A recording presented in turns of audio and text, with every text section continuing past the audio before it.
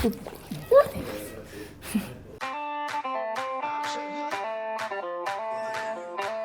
my name's Catherine Harper and I own Barossa Veterinary Service. The business itself has been here a long time, but my husband and I have owned it for 3 years. No, I've wanted to be a vet since I could talk, apparently. I grew up on a farm in the Adelaide Hills, and as long as I can remember, it's all I wanted to do. A typical day in the life of a rural country vet, well, there really isn't one.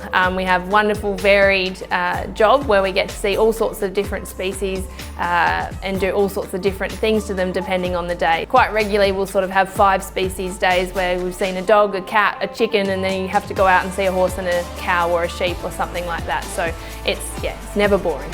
So Andy and the team took over the Greenock not long before we bought the business here, so I guess we've seen each other grow and develop as businesses. They quite often have dog afternoons out the back of the business there, and we participate in that. It's a really nice community feel, and I guess we live around the corner, so we quite often go down there for tea on weekends and things like that.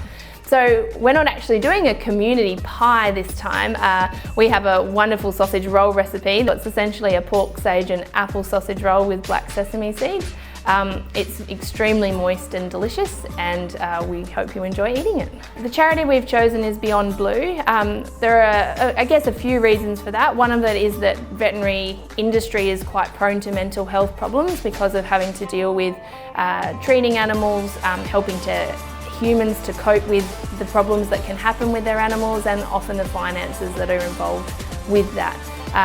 We're also raising money for Beyondblue by doing a 30-kilometre trek later on in September as the business, and so we thought that this would tie in really nicely. I also think that we know that it's been a fairly tough 12 to 18 months in the wider community, particularly with our farming clients and things, and Beyondblue obviously helps all of those people as well, and so we feel that it's a very worthy charity to look to support because it helps our industry but also the wider community.